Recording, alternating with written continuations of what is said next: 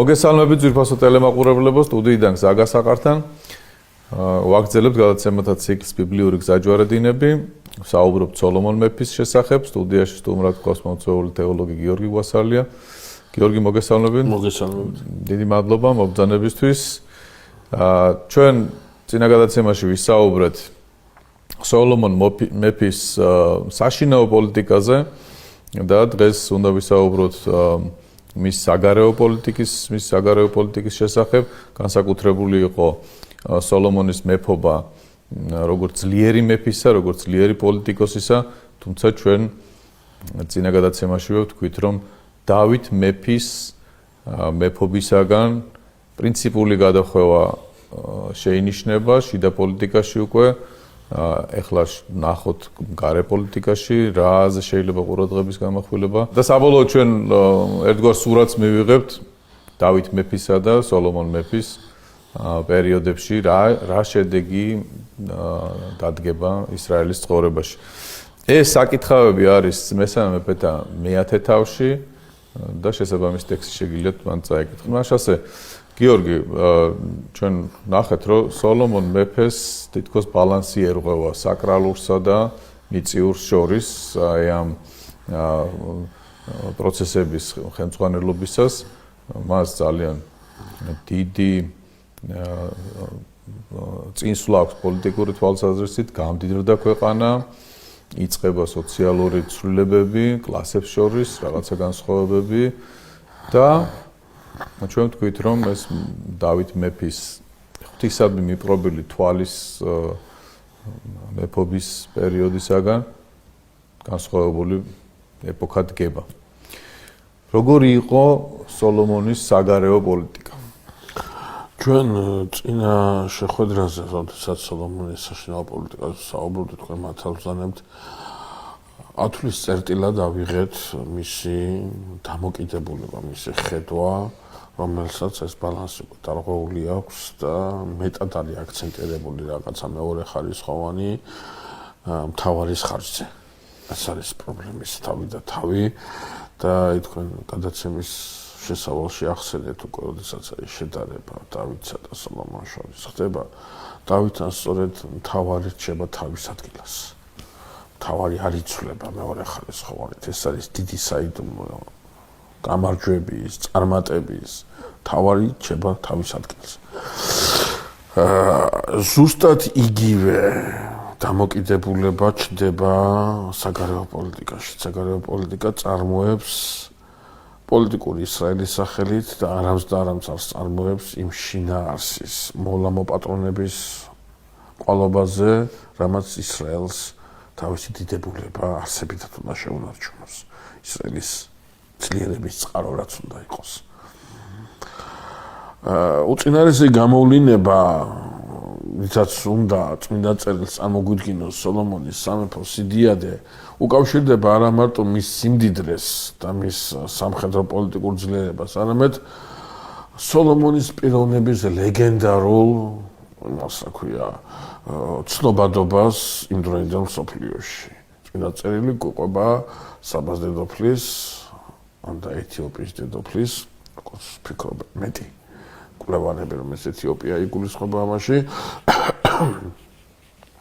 ჩამოსვლა, რათა თავისი თვალით ნახოს და თვითონვე დარწმუნდეს, ამდენად მართალია ეს მოარული ხმები, რომელიც სოლომონთან დაკავშირებით არის გავრცელებული. ჩანს მარტო ამ დედოფალთან არ არის ეს ხმამისული. სოფლიოში სოლომონის სახელი ცნობილია.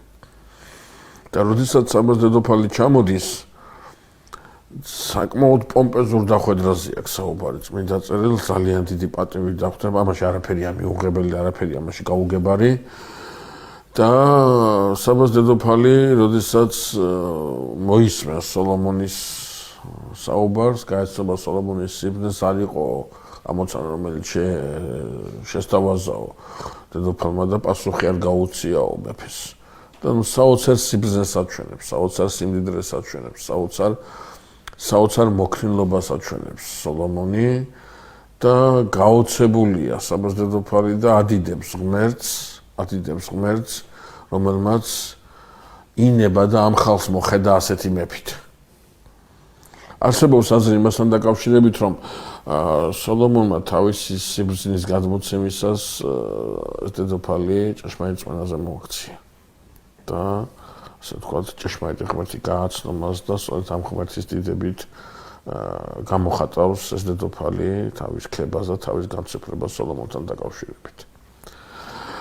თავის თავაცხადი აქვს სოლომონი საბას დედოფალთან ურთიერთობისას აჩვენებს იმ შინაარს, იმ მნიშვნელობას, რა მნიშვნელობითაც ისრაელი უნდა იყოს ძლიერი. ამის გარეშე ისრაელის ძლიერებას აზრი ეკარგება. აი, ამითი ისრაელის ძლიერებას შედეგი მოაქვს. რა აქვს? ღმერთი გააცნო. ჭეშმარიტი ღმერთი გააცნო სოლომონმა, საბას დედოფალს და ეს მარტივად არ არის ეს ვიღაცა რიგით არ არის, ხო, ეს არის დედოფალი, რომელიც ამ წმენას ჩაიტანს თავის ქვეყანაში, ხო? და დედოფლის სტატუსი საკმაოდ ბევრ რამეს ითამაშებს, ბევრ რამეს გააკეთებს იმისათვის, რომ ახლა იმ ხალხში მივიდეს ცოდნა ერთი ჭეშმარიტი ღმერთის შესახებ.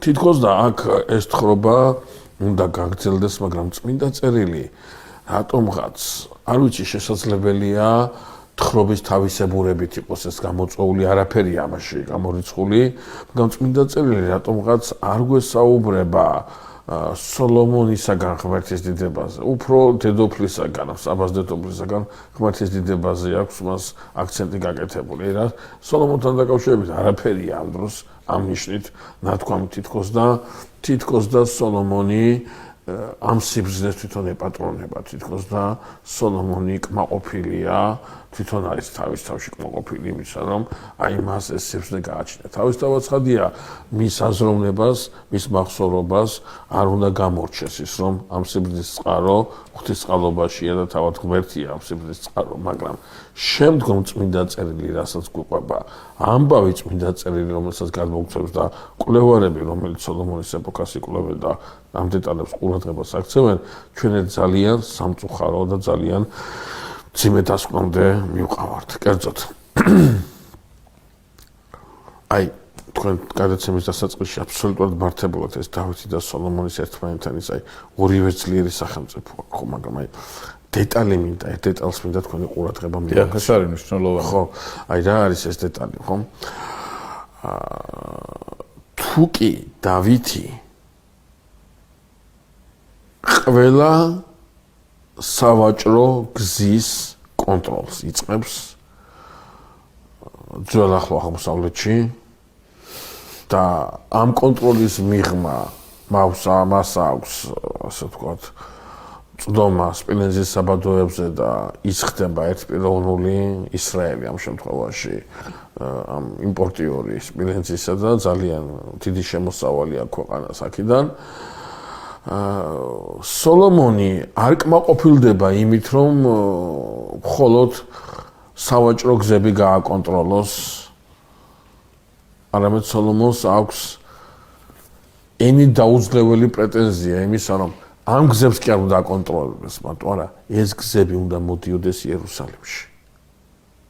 იერუსალიმი უნდა გახდეს ცენტრი, იერუსალიმი უნდა გახდეს თავშესაყარი სოფლიო ეკონომიური ინტერესებისა. ვაჭარი, რომელიც გამოდის თავისი საქმის განსახორციელებად, იერუსალიმი კი არ უნდა გაიაროს. იერუსალიმში უნდა ჩამოვიდეს, აქ უნდა იყოს. იერუსალიმისთვის უნდა გამოდიოდეს ის და არა იერუსალიმის გასავლელად. როდესაც დავითი იერუსალიმს დაარსებს, გვახსოვს, რომ პირველი, რასაც ის გააკეთებს, ეს არის, რომ კიდობანი უნდა შეაბრძანოს იერუსალიმში, რატო იერუსალიმი უნდა გაშინაარსდეს ამით. იერუსალიმი არის არა პოლიტიკური ცენტრი, არამედ იერუსალიმი არის რელიგიური ცენტრი. აი რელიგიური ცენტრი თუა პოლიტიკურიც იქნება. მაგრამ პოლიტიკური თუა რელიგიური იყოს აუცილებელი არ არის. ამიტომ რაღაცნაირად თითქოს და არ მინდა ახლა ეს პირდაპირ და იმის ნათქვამად გავიგოთ, მაგრამ თითქოს და რაღაცნაირი შესაქმე წარმოებს მსგავსი შესაქმისა, როდესაც ღმერთი ქმნის ადამიანს, მიწის ტვერისაგან მოზილავს მის სხეულს და ცოცხალს სულ შთაბერავს მასში. ამ ცოცხალის სრული შთაბერვის გარეშე ეს ადამიანის ბიო ნაწილი, ადამიანის სამყარო არაფერად განსხვავდება სხვა იმისაგან, რა ქვია, ქმნილებისაგან, ხო? მამები ძალიან ხშირად ადამიანს გონიერ ცხოველს უწოდებენ და ცხოველი რომელიც მოწოდებულია გახდეს ღმერთი, ხო? ბასილი დიდი, იოანე ოქროპირი, სხვადასხვა ისა დამოკიდებულება ერთი და იგივეა, მაგრამ სხვადასხვა ისა. ანუ ისე თქვა მინდა მე ამით რომ შესაქმისას ეს სული რომელიც მიეცა ამ ქმნილებას, ამ ქმნილების განსაკუთრებულობას, ამ სულით შინაარსდება ეს ქმნილება, ამ სულით ხასიათდება ეს ქმნილება, ამ სულით განსხვავდება ეს ქმნილება სხვა ქმნილებისაგან. ამას აკეთებს დავით იერუსალიმშიც. კიდობნის შებრძანებით იერუსალიმი შინაარსდება, სხვანაირი ხდება, განსხვავებული ხდება და მიეცემა დანიშნულება, მიეცემა მისია. რა მისია? რომ ღმერთი იმა უნდა შეინახოს იერუსალიმი და ღმერთმა უნდა განაპირობოს მისი ძლიერება და არა პირიქით. აი სოლომონთან იერუსალიმი რაღაცნაირად კარგავს ამ შინაარსს და თუ არ კარგავს, ყოველ შემთხვევაში იფარება რაღაცა, გადაიფარება რაღაცა სხვა ირღვევა. ხო, აი და რა არის ეს? ამას განსაკუთრებული ყურადღება მინდა მივაქციო. დავაკვირდეთ. წმინდა წერილში წერია, რომ სოლომონი იყო დედათმოყვარე და მას საკმაოდ ბევრი ცოლი ყავდა. ახლა მეფეთა წიგნი რამდენიმე ასეულს ასახელებს, ჟნეშთა წიგნი ცოტა მოგზალებული ასახელებს, მაგრამ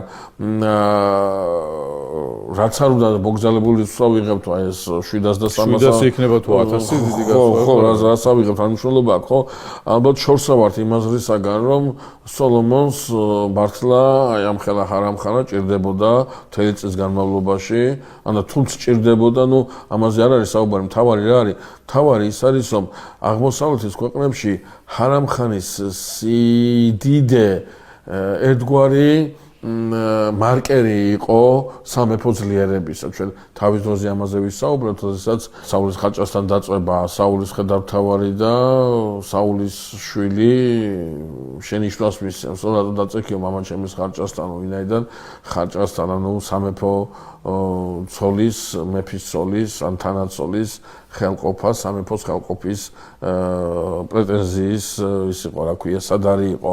ასევე გვახსოვთ, ხო, აბესალომმა რა გააკეთა, მამამისის ხარჭებთან შევიდა და დაწვა, რომ ეს ნიშანი იყო ის, რომ რაც მამაჩემს ეკუთვნოდა, ახლა ეს მე მეკუთვნის. და ამიტომ ჰარამხანა განსაკუთრებით დაცული იყო, ჰარამხანა განსაკუთრებით ყურადღებული იყო და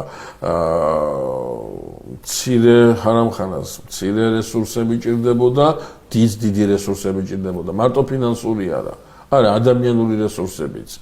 ასე ვთქვათ, უსაფრთხოების თვალსაზრისით რესურსებიც. და როდესაც სოლომონის ჰარამხანაზეა საუბარი, რომელიც რამდენიმე ასეული ქალით იყო წარმოდგენილი, აქ საუბარი არა იმაზე მარტო ბიბლია ამასაც ასახელებს, რომ დედათმოყვარე იყო, მაგრამ ამ დედათმოყვარეობაში არსად არ არის ნათქვამი ბიბლიაში, რომ სოლომონს უნებები აწუხებდა და იმაშვებოდა, რა ქვია, ამ ნებებზე აყოლილი კაცი იყო. არა, ეს დედათმოყვარეობა თავისთავში გულისხმობს რაღაცას სხვას, უფრო მნიშვნელოვანს, რომელზეც სოლომონია გადაგებული. რა არის ეს უფრო სხვა და უფრო მნიშვნელოვანი? ეს არის ამ ჰარამხანის სიდიდით გამოწვეული სიდიადე. სხვა ქვეყნების მიმართ, რომ იმდენად ძლიერია სოლომონი, იმდენად დიდარია სოლომონი, იმდენად ძლიერია მისი სახელმწიფო, რომ მარტო მეფეს აი ამ ხელა ფუფუნება აქვს, რომ აი ამ ხელა ის კონდეს, ხო, ჰარამხანა გააჩნდეს. რატო ვამბობ ამას მე? ამას იმიტომ ვამბობ, რომ აი ამ კონტექსტში საუბრობს სწორედ ბიბლია, რომ ამ ქალებმა გული მიდრიკესო, სოლომონის გული მიდრიკეს კერპებისაკენ. რანაირად სოლომონი აბრაამიდან სოლომონამდე რამდენი რამე იცვლება. აბრაამის სარასთან ერთად რა ცხოვრებას გადის, როგორია მათი ურთიერთობა, ერთგულება, რაღაცა ეს განსხვავება სოლომონთან სადადე დამიწასავით არის. სოლომონისთვის ეს ხო ახლა საინტერესო რა არის, რომ სოლომონის ცოლებთან დაკავშირებით როცა ნათქვამი, რომ სამ ქალება სოლომონი კერპებისაგან მიდრიკეს და ჩამოთვლილი არა კერპებზეა საუბარი. ყველა ცოლი და ყველა ტომია თითქოს მოხსენებული ერთის გარდა, ეს არის ეგვიპტის მეფის ასული. ანუ ეს ყავდა ეს არის ის ცოლი, რომელიც ცოლიც აი მან თავის დროზე მოიყვანა, მე მან მეფეს მისა ფარაონმა მისა სამხრეთით ძალიან ისეთი ისინი, გეზერი და ისინი მზითვებში გადასა და ეს არის აი ყველა კერპი მოიხსენება, ყველა ცოლი მოიხსენება გარდა ეგვიპტური კერპისა და ეგვიპტელი ცოლისა. ანუ ეს არის ის ქორწინება, რა ქორწინება სოლომონს შეფეროდა. მიუხედავად იმისა, რომ ეგვიპტელი ქალია, მაგრამ დანარჩენი ქორწინებაზე რაც არის საუბარი. ეს ქორწინება მხოლოდ იმ ნიშნით არის განპირობებული, რა ნიშნითაც სოლომონი იერუსალიმზე ფიქრობს. იერუსალიმი არის არა მარტო ადგილი, სადაც უნდა მოვიდეს თუნდაც უცხოტომელი და ღმერთთან კონდეს ურთიერთობა. კერპთაყვანისმცემელი ვაჭარი რო ჩამოვა, იქ უნდა ნახოს თავისი კუთხე. ხო, აი ეს არის საქმე, რომ ჩვენ როდესაც აი ამ რელიგიურ სამყაროზე ვსაუბრობთ, ვაჭარი რომელიც მოდის თავისი სახლიდან და მიდის უცხო მხარეში, იმ ვაჭრისათვის, კერპთაყვანისმცემელი ვაჭრისათვის ეს უცხო მხარე არის არა მარტო უცხო მხარე მისთვის, არამედ უცხო ღმერთის სამყოფელი მხარე. ის თავისი ღმერთის იმიდან, რა ქვია, სამყოფელიდან გამოდის და მიემგზავრება უცხო ღმერთის სამყოფელისაკენ. და როგორ უნდა გაბედოს მან უცხო ღმერთთან მისვლა, რომელსაც თაყვანს არსემს, თუ თავისი ღმერთის იმედი არ აქვს და ამიტომაც ყოველთვის დაქონდათ ვაჭრებს, განსაკუთრებით აი ვაჭრებს გამოსახულებები, თავიანთი ღმერთის გამოსახულებები, ამით გადაადგილდებოდნენ, რადგან იმედი ჰქონდათ, რომ ღმერთი, მათი ქვეყნის ღმერთი მიყვებოდა და იმ ქვეყნის ღმერთთან, ასე ვთქვათ, დაიცავდა და დაიფარავდა. სოლომონი ამ იმას ხსნის. აი ამ ერთგვარ ბარიერს რელიგიური სინკრეტიზმი, რომელიც შემოვა ისრაელში, სოლომონის საგარეო პოლიტიკის გამსაზღვრელია. ისრაელი და განსაკუთრებით იერუსალიმი მიმზიდველი უნდა იყოს ბიზნესისათვის, მიმზიდველი უნდა იყოს საგარეო ინვესტიციებისათვის, მიმზიდველი უნდა იყოს სიმდიდრის დაგროვებისათვის. როგორ ისე კი არა, ღმერთთან უნდა ჩამოვიდეს, არა ღმერთთან უნდა ჩამოვიდეს. აი აქ ფინანსურ ცენტრში უნდა ჩამოვიდეს უცხო ვაჭარი, უცხო ბიზნესის მწარმოებელი. და აქ რო ჩამოვა იერუსალიმში, როგორც საკუთარ სახლში, ისე უნდა იგრძნოს თავი. აქ მას თავისი ღმერთი, აქ თავისი გარემო, თავისი სივრცე უნდა დახვდეს. ამიტომაც იმდროინდელი იერუსალიმი, რომელიც უდიდებულესი და ულამაზესი იყო იმ ტაძრით, რომელიც ტაძარიც ააგო სოლომონმა, რომელიც ტაძარიც იხილა საბას დედოფალმა და რომელმა ტაძარმაც და რომელმა სიბრძემაც უნის შვენიერებამაც ეს კალი ძალიან მოხიბლა. სწორედ ეს იერუსალიმი დასახიჩრებული და დანაგვიანებულია გარშემო სხვადასხვა კერპების, სხვადასხვა ღმერთების გამოსახულებებითა და მათ წინაშე აღსრულებული მსახურებით. აქ ერთგვარი პარადოქსი გვაქვს, შაგერთვები. კი მიჭირს ხოლმე შეგაწყვეტინო ესეთი ეს არის გადამული შენითხრობა და შინაარსიანი.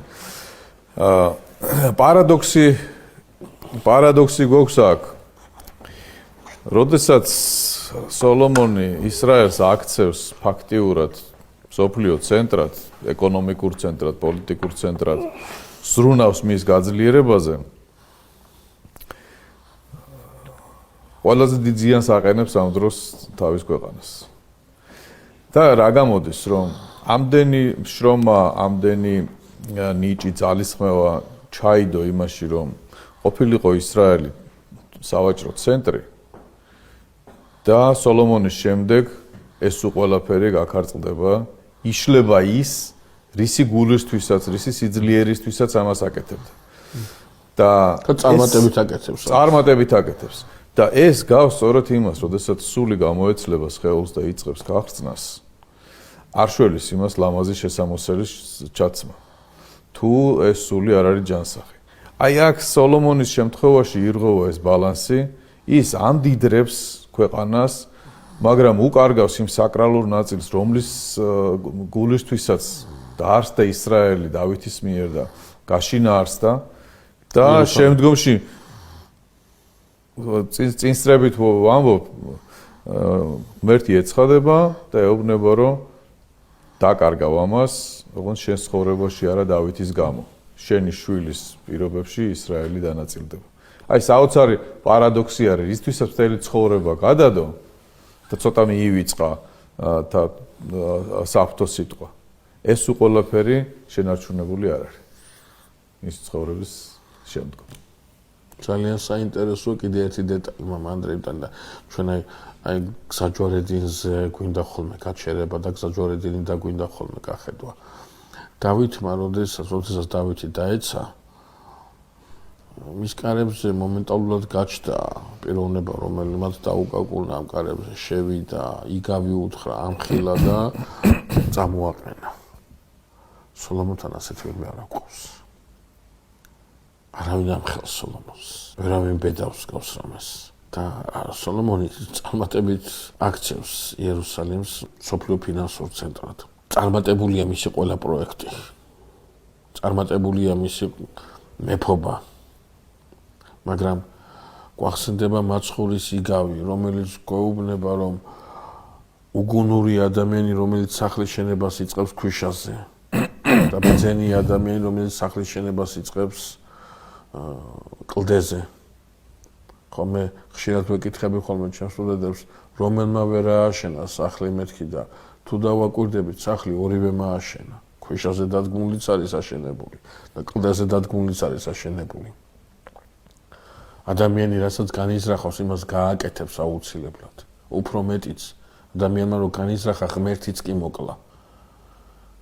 მაგრამ ისიკავი გვეუბნება არა იმას, რის გაკეთება შეძლებს შენ, არამედ იმას, ამის შემდეგ რა დაგრჩება შენ. ქვიშაზე დაშენებული სახლს ეკვეთა მდინარე და სხვა და დააქცია ეს. ხოლო კლდეზე დაშენებულ სახლს ვერაფერი მოუხერხა. ანუ პრობლემა არის არა ის, რას ვაკეთებ, არამედ პრობლემა არის ის, ჩემი გაკეთებული შემდეგ რა დარჩება. რა აქვს ამას ნაყოფი, რისკენ არის ის ორიენტირებული, რა იგულისხმება ამაში. როდესაც სოლომონის, ძალიან ის ბევრი მკვლევარი და არის ბევრი რაბინულ ლიტერატურაში ძალიან ისეთია ხაზგასმა იმასთან დაკავშირებით, რომ ისრაელის სამეფოს დაცემა იწყება არა სოლომონის შემდეგ, არამედ სოლომონის დროს. თან სოლომონის დროს ჩდება რაღაცა ის ბრძანები, რომლის შეჩერების არანაირი საშუალება აღარ აქვს ისრაელს, ვინაიდან ეს ბრძანები მისთვის აღარ წარმოადგენს იმ საშიშროებას, საშიშროებაც დადგება, გაცხადება, მაგრამ გვიან იქნება ისრაელისათვის. ჩვენ ყურადღება უნდა მივაქციოთ ერთ ძალიან საინტერესო მომენტს, რომ როდესაც საუბარია სოლომონის ამ განზრახვაზე, რომლის შესახებაც უკვე ვისაუბრეთ, სადაც იერუსალიმი მიმზიდველი არა როგორც სახლი ღვთისა, სადაც უნდა მოვიდნენ და ღმერთსევა და ჭეშმარიტი ღმერთი გაიცნონ, არამედ როგორც სივრცე ეკონომიური სარგებლისა, რაღაცა მეტი ვიდრე შესაძლებელია სოლომონს ეფიქრა თავისი ლოცვის დროს, როდესაც ის ლოცულობდა უფლის წინაშე. აქ ჩვენ ყურადღებას ვაქცევთ იმას, რომ სოლომონი ამ შემთხვევაში არის ისრაელისათვის რაღაცაირად მეტრი, საზომი. მეფე იქცევა ასე. ეს მეფეა რომ უკმევს. ეს მეფეა რომ ამ კერპებს ჩვენ თავისთავად ცხადია შორსავართ იმ აზრისაგან, რომ ის სიბრძნე, რომელსაც სიბრძნესაც მეფე სოლომონი ატარებდა და რატომღაც სწორედ ამ კონტექსტშია გადმოცემული, რომ ამ სიბრძნის გაგების შემდგომ ადიდა ღმერთი საბას დედოფალმა, ხო? რომ თვითონ სოლომონი ისე დაეცა, გონებრივად ისე დაეცა, რომ მართლა კერპი ჭეშმარიტ ღმერთში ან მის თანატოლად მიიჩნია, ჭეშმარიტ ღმერთში არა. თავისთავად ცხადია არა. სოლომონის სიბრძნე, სოლომონის პიროვნება ამას არა. მაგრამ ეთამაშება ამ თემაშს. ხო, უბრალოდ სოლომონმა გედეონის დროს რაც არის, თქვა, აცდუნა ისრაელი ამით. იმიტომ რომ ისრაელიანისათვის სოლომონი რომელიც შესაძლებელია შინაგანად განყოფს და იცის, რომ ეს საჭირო ეს კერპი საჭიროებაა, ფინანსური საჭიროება, თორე ეს მართლა ღმერთი კი არ არის. ხო, მაგრამ ის უკვე ვეღარ იგებს. ხო, უკვე ისრაელიანისათვის ეს ღმერთი. მან კი დაუშვა, ხო. ამიტომაც მე იერობაამი რომ მოდის, იმისთვის უკვე იოლი არის ამ ფუნდამენტზე აშენება ალტერნატიული სალოცავების. ხო, მე ამას ძალიან საინტერესო ისტორია, ძალიან საინტერესო გაგრძელება. უბრალოდ მე ისი თქვა მსურს რომ ანდრია, რომ იმ შემთხვევაში, როდესაც ჩვენ საუბრობთ სოლომონის საგარეო პოლიტიკაზე, სოლომონის საგარეო პოლიტიკა თითქოს დაორიენტირებულია იმაზე, რომ ისრაელს ის უნდა წაადგეს. კი, ისრაელს ის წაადგება ფინანსურად, ეკონომიურად, მაგრამ ისრაელს ის ვერ წაადგება მენტალური თვალსაზრისით. დაასახიჭრებს, დაღუპავს. ჩვენ შემთხვევაში რო ვთქვათ, აზარტული თამაშების ბიზნესი ეკონომიური თვალსაზრისით გამართლებულია. ვთქვათ, გვახსოვს ჩვენ გვიმტკიცებდნენ, რომ ნარკოლიბერალიზაცია და კანაფლის მოყვანა შესაძლო არის ქვეყნის ეკონომიკური წინსვლისთვის ძალიან მნიშვნელოვანია. ესეთი დაშვებები საბოლოო ჯამში შეიძლება გაძლევს ეკონომიკურ წინსვლას, მაგრამ ადამიანი, რომელსაც სული გამოცრილი აქვს და ფასეულობების წყობა არეული აქვს იმას, რაც მე შემოსავალს მიცემ, მეც დააშავებს მერე. თუ ეს ბალანსი დარღვეულია. ამიტომ პრიორიტეტი რომ ადამიანი ჯანსაღი იყოს, ჯანსაღი სულით იყოს, ეს უცვლელი რამ არის. უსიძეთ საინტერესოა კანაპლის მოყვანადო გაძლევს ეკონომიკას და ლობიოს და კარტოფილის მოყვანადო არ გააძლიერებს, თუ კი სოფლის მეურნეობა აყვავდება და თუ კი სოფლის მეურნეობა იქნება თავის იმაზე, რა ქვია, სიმაღლეზე დაყენებული, ხო, ცოტა გაუგებარია, ბევრი რამეა მათ გაუგებარი, მაგრამ შინაარსი ეს არის, სწორედ რომ როდესაც ღირებულებითი ვექტორი დაზიანებულია და მიმართულია სიცოცხლისაკენ, თავის თავაცხადია, ამ სიცოცხლიდან მომდინარე ვენანერი სიკეთე ვერ დარჩება ქვეყნისათვის, საზოგადოებისათვის და ის ახალი საცდურის და ახალი იმის, რა ქვია, დეზორიენტირების საბაბი და წყარო შეიძლება გახდეს. სოლომონთან დაკავშირებით გვაქვს გამოცხადება, ღმერთი ეცხადება სოლომონს და ეუბნება, რომ ეს ის არის, რაც მას მარტივად ვთქვათ, არ უნდა გაეკეთებინა, ეს ის ზღვარია, რომელიც სოლომონს არ უნდა გადაეკვეთა. იერუსალიმი, ასეთი დიდებული იერუსალიმი, აი ასე დანაგვიანებული, ასე დამახინჯებული მენტალურად, კერპებით, ეს არის ის, რაც მიუღებელი იქნება ღმერთისათვის. იერუსალიმი ტაძრიც კი აღარ შინაარსდება, არამედ იერუსალიმი უკვე ფინანსური სარგებლით შინაარსდება. რომელი ფინანსური სარგებლით? მოდი ამას მივაქციოთ ყურადღება. რას ეუბნება ღმერთი სოლომონს? ღმერთი სოლომონს ეუბნება დავითსაც მათ შორის, მაგრამ სოლომონსაც ეუბნება, რომ ეს ყველაფერი ექნება, თუ კი იქნება იმ გზაზე მავალი, რომელ გზაზეც ღმერთმა გაუყვალა მას. სოლომონი ამბობს, ეს ყველაფერი ექნება ცოტა სხვა გზითაც თუ გაივლის. აი ეს არის საჯვალედი. საჯვალედი, რომელიც ჩვენ ვნახეთ ჯერ კიდევ კაცობრიობის ისტორიის გარიშრასზე. როდესაც ადამიანი ამბობს, რომ ცუც კი არა, კარგს გავაკეთებ, მაგრამ სხვანაირ კარგს გავაკეთებ. და სხვანაირი კარგი აღმოჩნდა ბოროტება და სხვანაირი კარგი აღმოჩნდა ისაც ადამიანს მოუტანა ტკივილი და ტრაგედია. სოლომონის ასე ფიქრობს. სოლომონი კი არ მტრობს იერუსალიმს, სოლომონი კი არ მტრობს ისრაელს, არამც და არამც. მაგრამ მისი ალტერნატიული სიკეთე, ერთი სიკეთეა, რაც ღმერთმა დადო იერუსალიმისთვის და მეორე სიკეთეა, რაც სოლომონმა მოიგონა იერუსალიმი, რომელიც სოლომონის გამეფდა იერუსალიმში, რომელიც სოლომონის იმ სახლის გვერდით დადგა სასახლეს, რომელიც სახლის აუშენა ღმერთს. ორი მეფეა ახლა ისრაელში. წეციური მეფე და მიწიერი მეფე. სოლომონი აი ამ პრეტენზიით, სოლომონი აი ამ მიმართებით იერუსალიმს ბოლომდე გამოუთხრის ძირს, ყველაფერს გააკეთებს იმისათვის, რომ თავისი პროგრამით დაიმედებული იერუსალიმის ძლიერებისაკენ, ასე ვთქვათ, მავალი სოლომონი იერუსალიმს მიიყვანს საბოლოოდ დაქცევამდე და ძალიან მძიმე ხვედრამდე. მოლოქის კერპი აღადგინა. ეს კერპები ზოგადად ქმნის სიმპტომატიკას, რომ იხწნება იქაურობა. ეს იმის მაგალითად მოლოქის კერპის ადგილას ღმერთისადიდებელი შესულიყო. როგორც ხდებოდა ხოლმე, ხო, როგორც ხდებოდა ხოლმე, მოლოქის კერპიც კი აღადგინა იერუსალიმის გასწვრივ. გორაკზე. ხო, აი, როგორ იყო ეს მომენტი, აი, თვითონ იერუსალიმის შიგნით კი არ იყო ეს ისინი.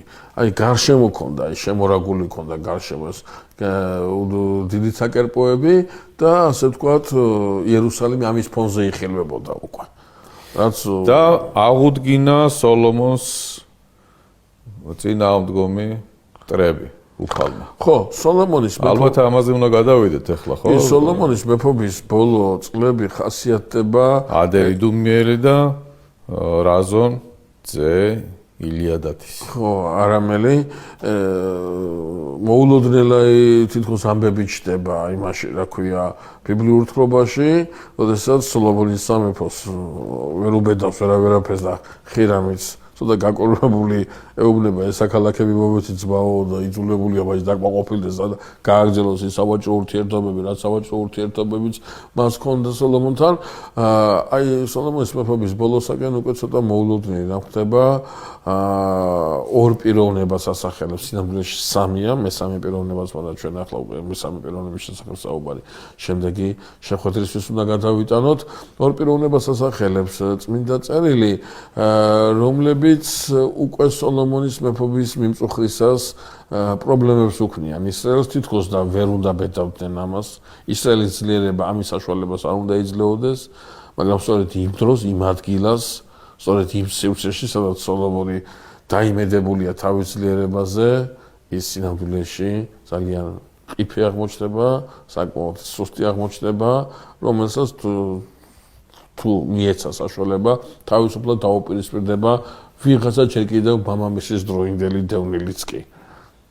ხო, ეს ბიბლიაში ნათქვამი არის, რომ ეს ხალხი არის თავის დროზე დავით მეფის მტრობით ჩამოყალიბებული რაღაცა ჯგუფი, ერთი, მეორე გაქცეული ეგვიპტეს შეაფარა თავი. ეს ძალიან სიმპტომატურია ეგვიპტეს ჩვენ ცოტა მოგვიანებით კიდევ ვახსენებთ.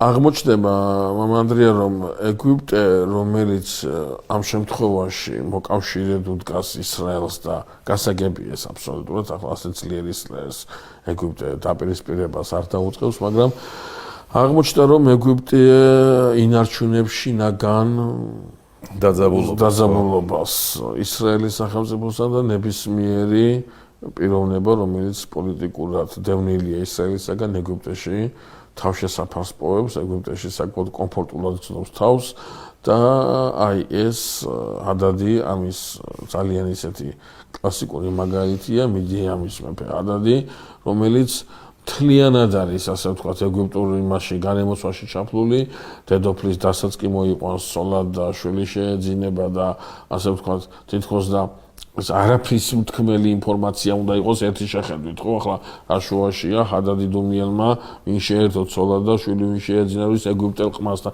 ეგვიპტელ უფლის სულთანეთად იზრდებოდა, ხო? მაგრამ ამით წმინდა წერილს სხვა რამეს გვეუბნება. როდესაც ადადი დაბრუნებას თხოვს ფარაონს და ფარაონი ეტყვის რა გაკლიაო ჩემთან და არაფერი მაკლიაო, მაგრამ იქ მინდა სახლში დაბრუნებაო.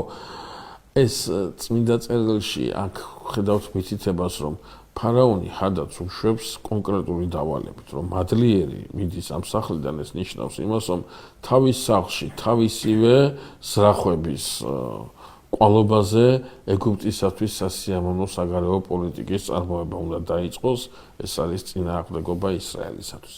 ჩვენ ცოტა მოგვიანებით ვნახავთ, რომ ეგვიპტე ერთგვარი სკოლაა რენეგატებისა, რომლებიც იგზავნებიან პერიოდულად, რომლისაგანაც იგზავნებიან პერიოდულად ისრაელში, ცოტა მოგვიანებით კერძოდ იუდას სამეფოში და იქ მთელი რიგი უწესრიგობები შეაქვთ. ყოველ შემთხვევაში ისრაელის პირველი მეფე სწორედ ეგვიპტეში, გულისხმობ გაყოფილი ისრაელის პირველი მეფეს, სწორედ ეგვიპტის ასე ვთქვათ, ბიბლიოთეკაში დახელოვნებული პოლიტიკოსი წარმოადგენს და მთელ რიგ პრობლემებს შეუქმნის ისრაელს. მეორე რაზონ არამელი, რომელზეც საუბრობთ, ეს არის პიროვნება, რომელიც თლიანად ხელმოწარული იყო დავითის დროს, თლიანად ხელმოწარული იყო, მაგრამ მისი სიცოცხლე ხელყოფილი არ იქნა, დავითი ვერ მიწვდა, დავითის მახვილი ვერ მიწვდა მას, რითაც მან ისარგებლა საკმაოდ დიდი ურდო ჩამოაყალიბა იმის, რა ქვია, ავაზაკებისა და მათ იავაზაკეს ძალიან შორს წავიდნენ ჩრდილოეთით და დამასკოსთან, როდესაც მივიდნენ, დამასკო დაიპყრეს. ხო, იმას აკრეს, გადატრიალება მოხდა, დამასკო დაიპყრეს და სწორედ რააზონის დინასტია იწყებს იქ მეფობას, რომელიც უკვე ძალიან მძიმე და ძალიან ისეთ, რა ქვია, არასასიამოვნო ვითარებას შეუქმნის ისრაელის ძლიერ სახელმწიფოს, რომელიც უკვე მისი მეფობის მეორე ნაწილში დაყოფილი იქნება ორ ნაწილად და ეს ცალკე პრობლემაა, ცალკე სასაუბროა. წმინდა წერილის ამ მონაკვეთის ბოლოს ჩვენ ვეცდობით ამბავს იმასთან დაკავშირებით, რომ სოლომონმა 40 წელი იმოფა. 40 წელი იმეფა დავითმაც. აი მამაშვილზეც. კი. გადანაწილებულია, 40 წელი იმეფა სოლომონმა, 40 წელი იმეფა დავითმაც. გან დავითის მეფობის შემდგომ მივიღეთ ბრძენი სოლომონი. ტაძრის მაშენებელი, ქვეყნის კიდევ უფრო გამაძლიერებელი, იმ დროსაც ბრძელი სოლომონის მერე ხებულობთ სრულიად გაურკვეველ, სრულიად მოულოდნელ პიროვნებას, რომელიც უბრალოდ ვერ წინააღმდეგება, ეს ძალიან ბუნებრივია იმ უწყებას, რა უწყებას ღმერთმა მისცა სოლომონს. აი სოლომონს ამ დარღვევების გამო ეუბნება უფალი გამოგლეჯ სამეფოს და მივცემ შენს მერჩ. იმის გამო რომ დაარღვიე ის რაც ჩემგან იყო შენ და მე სიტყვა. და შემდგომში თან ეუბნება რომ ეს არ მოხდება შენს ცხოვრებაში დავითის გამო. რატომ? დავითის გამო სოლომონის ცხოვრებაში რატო არ მოხდება და იმის იქით რატო გადადის? ეს საინტერესოა. აქ ორი მომენტია, რომ დავითის გამო არ მოხდება მის ცხოვრებაში და დავითის გამო მთლიანად ხო არ დაინგრევა. მთლიანად არ წაერთმევა მის მოდგმას სამეფო, ხო? აქ სრულიად გასაგებია, აქ საუბარია იმ წინასწარმეტყველების შენახვაზე, რომელიც წინასწარმეტყველებაც იაკობთან არის გახმიანებული, რომ სანამ კვერთხი არ გამვარდება იუდასგან, მანამდე არა მოსალოდნელი მისი მოსვლა, რომელიც არის მოლოდება წარმართა.